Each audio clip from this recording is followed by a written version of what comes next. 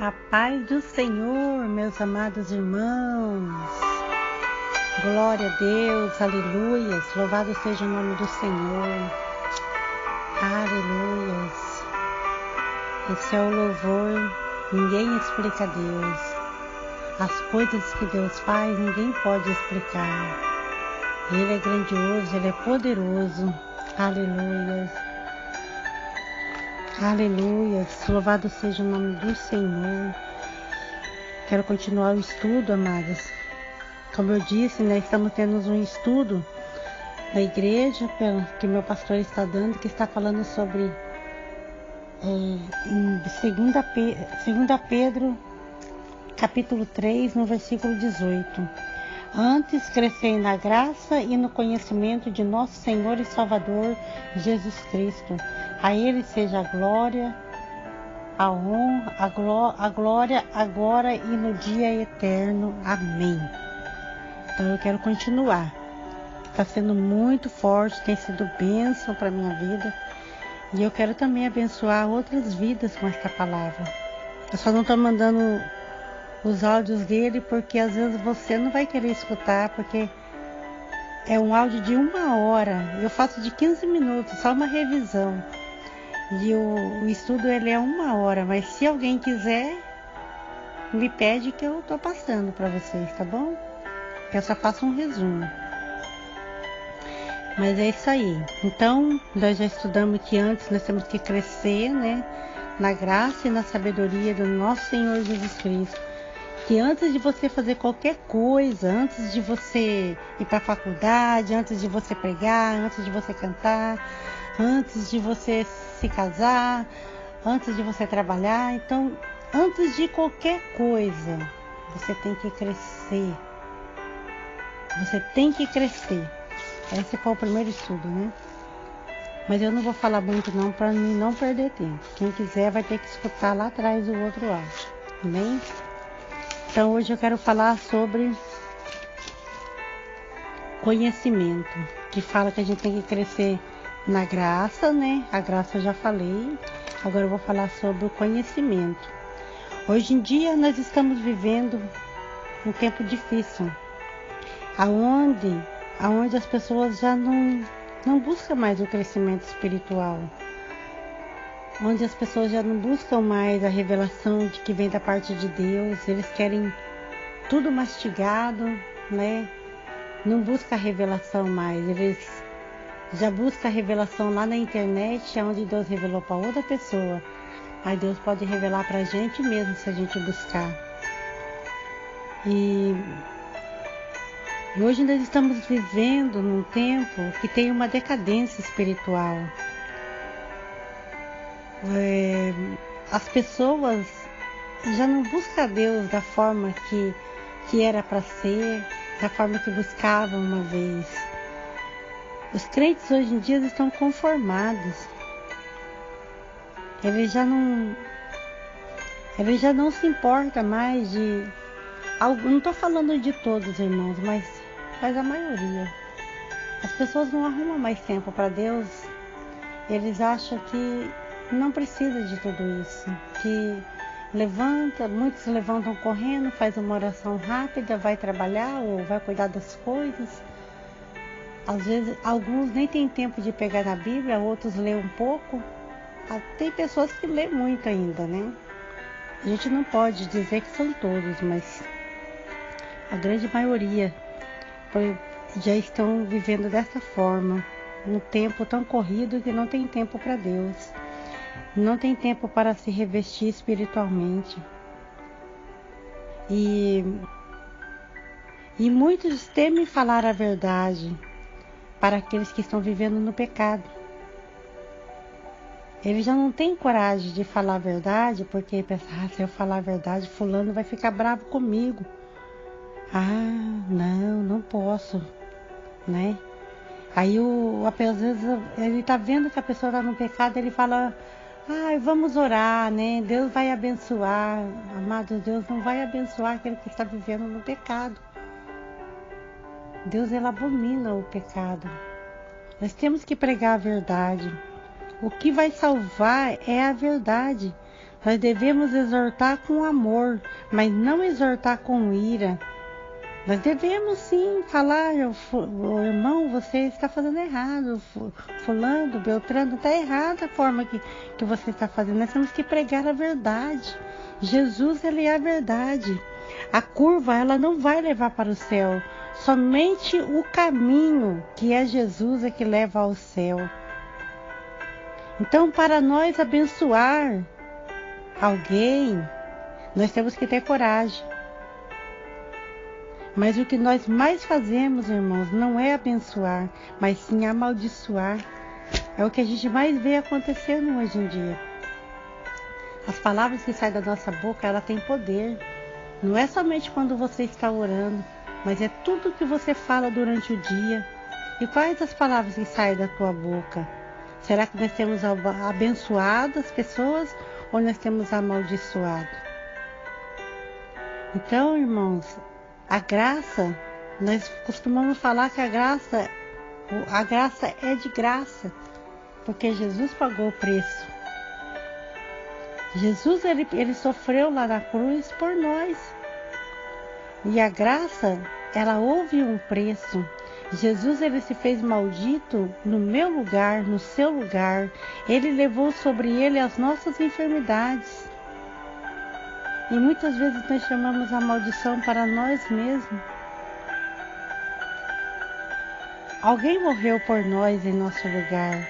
Alguém sofreu por nós. Alguém enfrentou as nossas lutas. E o Senhor Jesus sabia que nós não ia aguentar. Aí ele falou assim: Pai, deixa, Pai, eu vou no lugar deles, sim. Eu vou no lugar deles. Então Jesus, ele sofreu no meu lugar e no seu lugar. Ele fez o sacrifício com preço de sangue. Então a graça, quando alguém perguntar para você o que é graça, todo mundo já responde automaticamente, né? Graça é favor imerecido. Mas será que é só isso? A graça, irmãos, é saber que Ele se colocou em nosso lugar. Aquilo que era para você passar, Ele passou por você. É muito mais do que um favor. Ele deu a vida dele por nós. E nós temos que nos transformar. E a transformação tem que ser dentro de nós. Não podemos ser crentes conformados com as coisas deste mundo, mas nós temos que nos transformar a cada dia. Em Oséias, no capítulo 4, no versículo 6, diz que o povo está sendo destruído porque lhe falta o conhecimento. Hoje em dia, no século 21, conhecimento virou bobeira. Não precisa de ler a Bíblia tantas vezes assim. Não precisa você ficar tantas horas orando para ter conhecimento, para ter sabedoria. Hoje, teologia é ser o cara, é você ter um bom trabalho. Muitos fazem curso de teologia para ser bem-sucedido, para se dar bem na vida, mas não é porque quer conhecer Deus. E nós temos que conhecer a Deus. Nós temos que nos preparar para encontrar com o Senhor. Nós temos que nos arrepender. Temos que nos arrepender. Hoje, Jesus, ele é o advogado. Ele é o nosso advogado hoje. Mas amanhã, ele será o juiz. Uma vez eu escutei uma ilustração de um homem que ele estava se afogando. E quando ele estava lá debatendo, lá dentro daquela água, no maior desespero, pedindo socorro, por favor, alguém me ajuda, alguém me ajuda, alguém me ajuda. Um homem estava passando naquele lugar e pulou imediatamente na água e ajudou a ele, salvou a vida dele. E ele ficou muito agradecido, né? Só que ele fez coisas erradas na vida dele. E um dia ele foi preso. E ele foi para julgamento. E quando ele estava lá esperando para ser julgado no banco dos réus, quem chegou foi o juiz, chegou ali. E o juiz, irmãos, era o mesmo homem que salvou ele naquele dia que ele estava se afogando. E ele, quando ele viu que era o mesmo homem, ele ficou todo feliz. Ah, esse daí é aquele um que me salvou aquele dia que eu estava me afogando. E hoje ele vai me julgar inocente, porque ele já salvou minha vida uma vez. Só que, para surpresa dele, ele foi condenado. E depois ele foi perguntar para o juiz, né? Ele teve a oportunidade de perguntar: eu não te entendi, cara. Um dia eu estava me afogando e você pulou na água e me salvou. E hoje eu achei que você ia fazer a mesma coisa comigo, que você ia bater o martelo e ia falar que eu era inocente. E você me condenou. Por que você fez isso? Aí o juiz falou para ele: porque naquele dia eu era somente um advogado que ajudou você, mas hoje eu sou o juiz. Você está entendendo, irmãos, o que Deus está falando? Hoje o Senhor Jesus, Ele é o nosso advogado, Ele nos defende. Mas o dia que nós chegar lá, no dia do nosso julgamento, nosso juízo final, Ele vai ser o juiz. Nós vamos ser condenados ou absolvidos, né? Inocentados. Não sei quais são as obras que nós estamos fazendo, mas Ele será o juiz. Oh, aleluia, como é forte. É muito forte, irmãos. Nós vamos ter que prestar conta de tudo que nós fazemos aqui nessa terra. Em Oséias capítulo 6, no versículo 3, diz que nós temos que conhecer e nós temos que prosseguir em conhecer o Senhor. Você conheceu a Ele. Então você prossiga em conhecer o Senhor, porque você vai descobrir coisas lindas e maravilhosas dele que você não sabe. O Espírito Santo, ele vai te revelar. Ele vai te revelar. Busca discernimento, porque hoje em dia muitos estão subindo no altar como um artista, como um cantor, como alguém famoso.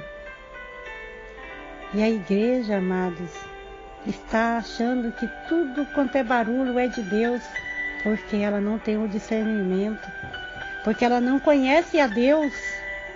E nós precisamos conhecer o nosso Senhor. E você só vai conhecer buscando a Ele, tendo intimidade com Ele. Oh, de candarabaxere, andalabás.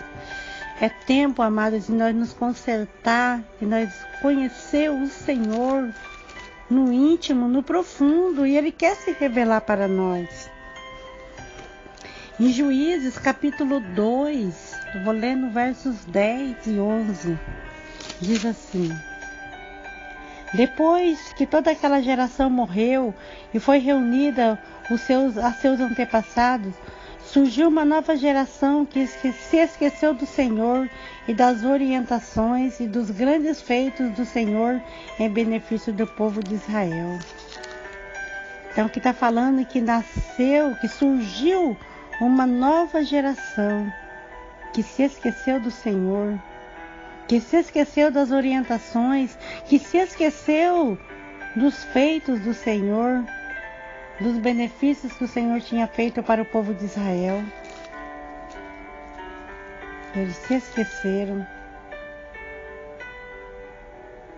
E se a gente ler um pouco antes, no Juízes capítulo 2, versículo 1, diz assim: o anjo do Senhor subiu de Gilgal a Boquim e declarou: eu vos fiz subir do Egito e vos trouxe a esta terra que eu tinha prometido por juramento a vossos pais. Eu ordenara: jamais quebrarei a minha aliança convosco. Quanto a vós, não fareis qualquer pacto ou acordo com os habitantes dessa terra. Antes destruireis os seus altares. Contudo, não escutastes a minha voz. Por que fizestes isso? Por isso vos asseguro, não expulsarei estes povos diante de vós. Serão vossos opressores, e os seus deuses serão uma cilada constante para vós. Assim que o anjo do Senhor pronunciou essas palavras a todos os filhos de Israel, o povo começou a lamentar em alta voz e a chorar amargamente. Meu Deus, que palavra mais forte, irmãos. Então aqui o Senhor está falando que nasceu uma nova geração que se esqueceu de Deus. Mas por quê? Porque lá atrás, como eu li agora, né? O anjo do Senhor já havia aparecido para o povo de Israel. O anjo do Senhor é o próprio Senhor. E falou que eles tinham feito pacto com os habitantes daquela terra.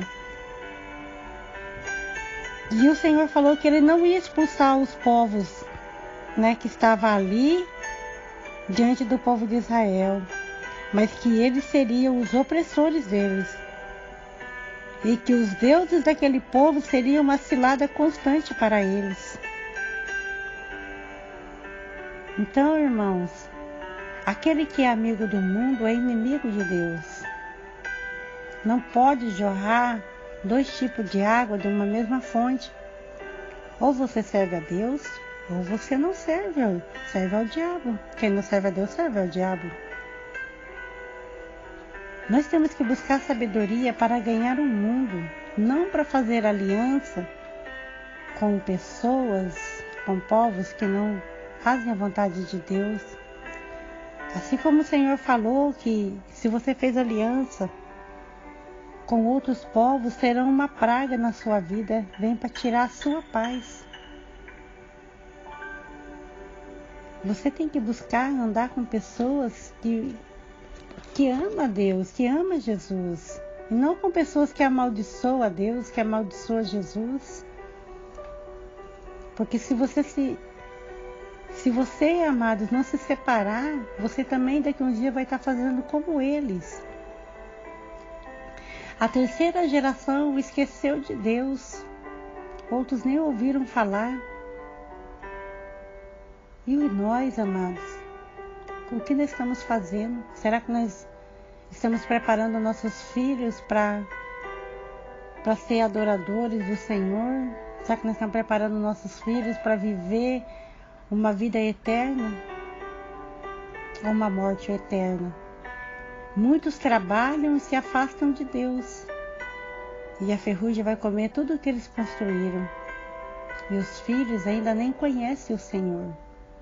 Assim como o rico e o pobre. O rico e Lázaro, né? O rico estava lá no inferno. E o Lázaro, o pobre, estava lá no céu, no seio de Abraão. Você já pensou, amados? Nós no céu e nossos filhos aonde vai estar? Nós temos que preparar nossos filhos para levar uma vida com o Senhor, para ter a vida eterna, para alcançar o céu. O céu, amados, tem que descer na minha casa e na sua casa. Nós temos que conhecer a Deus. Temos que conhecer a Deus. Em Filipenses 4,19 diz que o meu Deus suprirá todas as nossas necessidades. Mas para isso nós temos que buscar o conhecimento, buscar conhecer a Deus. E só conhecer, só aceitar Jesus? Não, você tem que prosseguir constantemente, não importa a luta, as provas que vier, prossiga, porque Deus ele quer fazer a morada eterna dentro da tua casa, no meio da tua família, dentro de você. Amém? Eu vou parar por aqui. Que Deus abençoe você com essa palavra de hoje, em nome de Jesus. Amém.